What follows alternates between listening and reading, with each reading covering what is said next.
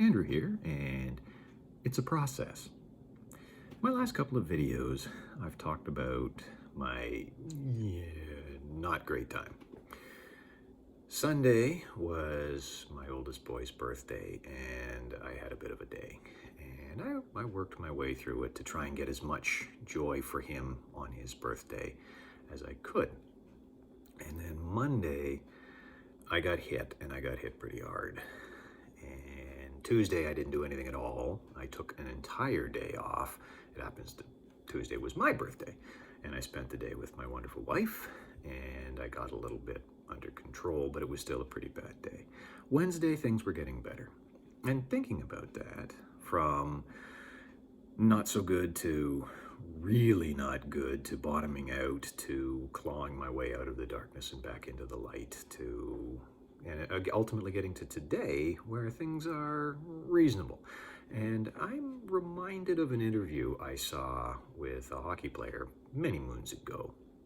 And he said something to the effect of, you're never really in a slump and you're never really out of a slump. And I think what he was referring to is if, you got a 3 to 5 game losing streak, if you go a couple games before it, well, you know what? You count those extra games and it's not truly a slump.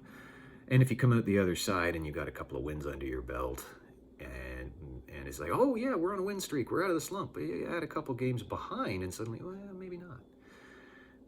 And lately, I've been seeing a lot of talk in that particular area about process over results.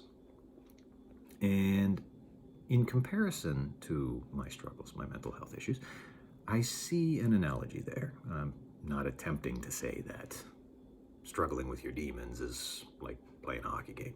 What I'm comparing is the process. That you find your way into it, you bottom out, you find your way out of it. And it's a process that you go through.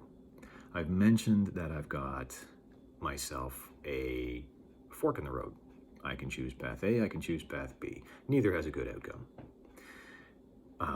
I'm not even sure there's a least worst outcome. There's simply, I have to make a decision and I have to live with the consequences of that decision. I'm not enamored with it, but I have no choice. But over the last couple of days, I have found myself, I've made the choice. I know what I'm going to do. And I've been processing what the end result is going to be. I've been coming to grips with it. I've been coming to terms with it, if you will. And while I'm not entirely sure I'm comfortable with it, well, I'm comfortable with it. Or I'm getting to be comfortable with it. I'm not happy with it, and I never will be. I will end up carrying this for a long time. But I'm processing it. I'm processing my way through it. And that's why I say it's a process. You come into your crisis from a point that is good, a place that is good. Something happens, the monster attacks, the darkness engulfs you. You find your way through it. You beat him back to his corner. You get back into the light. But it's not binary. Suddenly it's there, suddenly it's gone. No, it creeps up and it slowly recedes. It's the tides. That is where the things I've been talking about come in.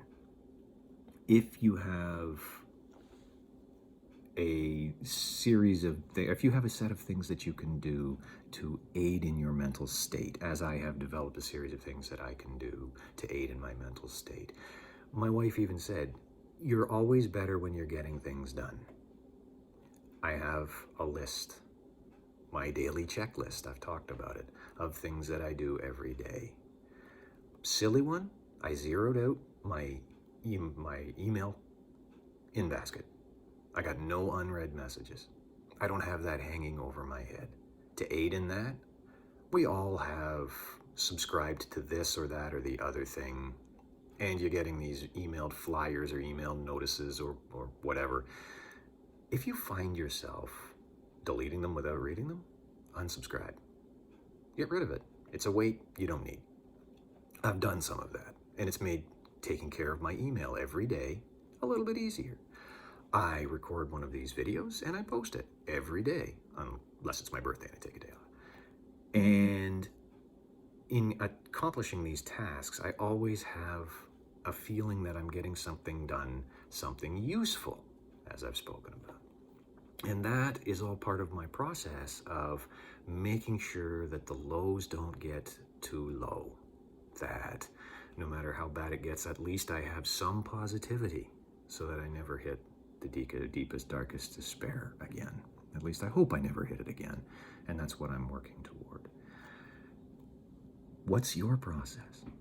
What can you do to lay a foundation of positivity so that when things get bad, and they're going to get bad, that when things get bad, they don't get as bad as they can get, that you have the possibility to pull yourself through without really hitting the depths.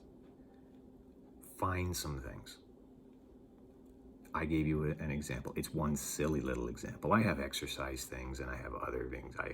Keeping the house tidy, stuff like that. Taking care of my appearance, taking care of my surroundings, my environment, taking little weights like unread email messages off my consciousness. Taking those things off my plate reduces the load, makes it a little easier, gives me a sense of accomplishment. But let's not talk about me, let's talk about you. What can you do? What habits can you form to make it that you always have a positive energy helping to propel you through the crisis and back to the good spot? I don't know what yours is. I know what mine is. But you need to find it, and you need to start working on it. And you need to start working on it right now.